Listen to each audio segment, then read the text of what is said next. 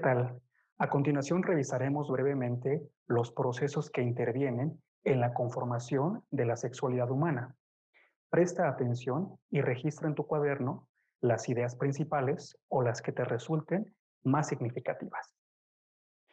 Para iniciar en ese tema, debemos hacernos la siguiente pregunta. ¿Cómo se conforma la sexualidad en las personas? O dicho de manera más específica, ¿cuáles son los procesos que intervienen en la conformación de la sexualidad humana?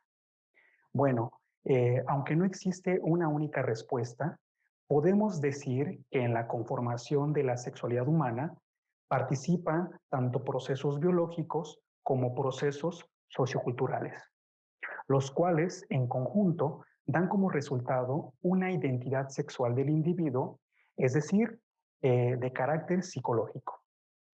Es importante señalar que la conformación de la sexualidad ocurre a lo largo de las distintas etapas del ciclo vital, siendo la etapa de la infancia y la adolescencia las más significativas, pero no las únicas donde ocurren estos cambios, pues los seres humanos nos seguimos conformando como sujetos y cuerpos sexuados durante toda la vida. Veamos en qué consisten esos procesos.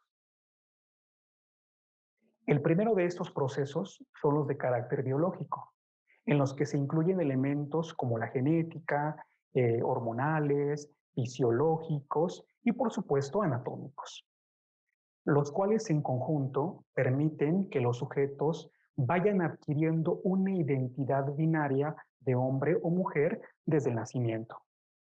Ahora bien, es importante señalar que de ninguna manera estos componentes biológicos definen totalmente la identidad genérica de los individuos. Sin embargo, lo que sí es verdad es que participan en un sentido u otro en la construcción de nuestra identidad sexual. En esta misma esfera biológica, la principal categoría a partir de la cual se conjuntan los elementos que la componen es la de sexo. En ese sentido, los individuos comienzan a conformar su identidad a partir de su sexo genético, es decir, a partir de si están conformados por cromosomas XY o XX, a partir de su sexo hormonal dependiendo de si predomina la testosterona o los estrógenos, de su sexo gonadal en función de si poseen ovarios o testículos, o a partir de las diferencias en sus genitales. Sin embargo, hay que decir que no siempre existe una correspondencia entre todos estos elementos biológicos. Por ejemplo, hay personas que nacen con genitales ambiguos, en los que no es posible diferenciar si se trata de un pene o una vulva. En otros casos, hay personas que nacen con genitales femeninos, pero con una carga genética XY, que como bien sabemos, corresponde a las características de un varón. Así como esos ejemplos, existen otras posibles variaciones en las que los caracteres sexuales no coinciden con las típicas nociones binarias sobre los cuerpos masculinos y femeninos.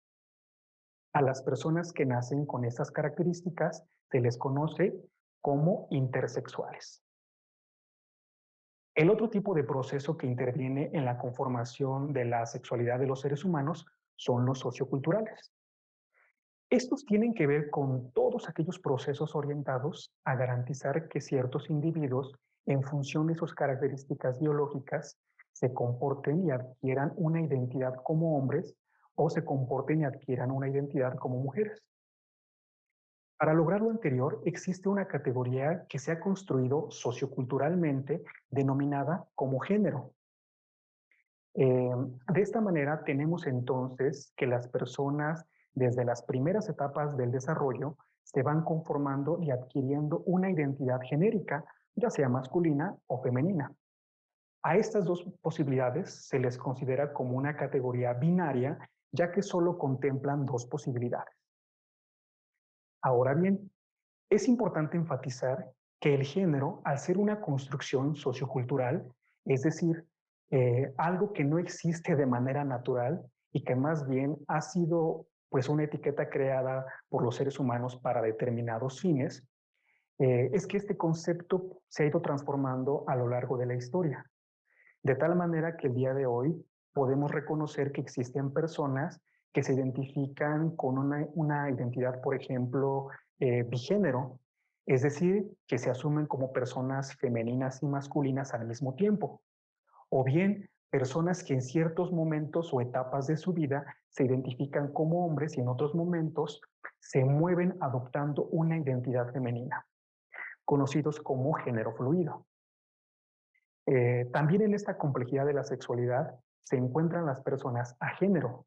Se trata de personas que no se identifican ni como hombres ni como mujeres. Por lo tanto, no adoptan ninguna de estas identidades. A estas últimas tres categorías se les considera como no binarias y también han sido etiquetas creadas para incluir formas de ser que van mucho más allá de lo únicamente masculino o femenino. Lo anterior muestra que lo masculino y lo femenino, en cualquiera de sus posibilidades, no está en lo biológico, sino más bien está en la cultura, en la sociedad, está en la historia y por supuesto en la forma en la que cada una de las personas construye su identidad. Por lo tanto, desde esta perspectiva, lo biológico solo es una condición necesaria para poder ser. Es decir, se trata de un proceso que sí participa en la conformación de la identidad sexual de los individuos, pero que no determina nada de ello. Bueno, finalmente, con la intención de que podamos ver cómo ambos procesos interactúan y participan en la conformación de la sexualidad de los seres humanos, pondremos el siguiente ejemplo acerca de la crianza. Cuando a los seres humanos nacemos, se nos es asignado un sexo a partir de las características anatómicas de nuestros genitales, definiéndonos como hombres o como mujeres. Y es precisamente a partir de ese momento que toda la maquinaria social y cultural se pone en marcha para socializarnos de acuerdo con lo que se supone corresponde al género masculino o al género femenino. Una muestra de ello es lo que se conoce como sexo de crianza, es decir, las distintas maneras en cómo vamos a ser tratados por nuestra familia durante las primeras décadas de nuestra vida y quienes se van a encargar de promover en nosotros de manera directa o indirecta determinados roles de género, creencias, valores, etcétera. Y todo ello a partir de distintas prácticas y discursos sociales. Por ejemplo, a partir de las prendas con las cuales nos vestirán, los colores que se van a privilegiar según nuestro sexo genital, los juguetes y los juegos a los cuales tendremos acceso, las tareas en el hogar a las que estaremos obligados a hacer o de las cuales estaremos exentos, o cosas tan importantes como los mensajes que se nos dirán en torno a ser un hombre o una mujer. Y bueno, como podrás darte cuenta, todo ello será parte de la manera en cómo seremos criados, lo cual tendrá una repercusión muy importante en quiénes nos conformaremos como seres humanos. Bien, con lo dicho hasta este momento, espero que te haya permitido tener una idea más clara acerca de cómo se conforma la sexualidad en las personas a lo largo de todo el ciclo vital, reconociendo que en todo momento estarán actuando tanto los procesos biológicos como los procesos socioculturales. Muchas gracias por tu atención. Hasta luego.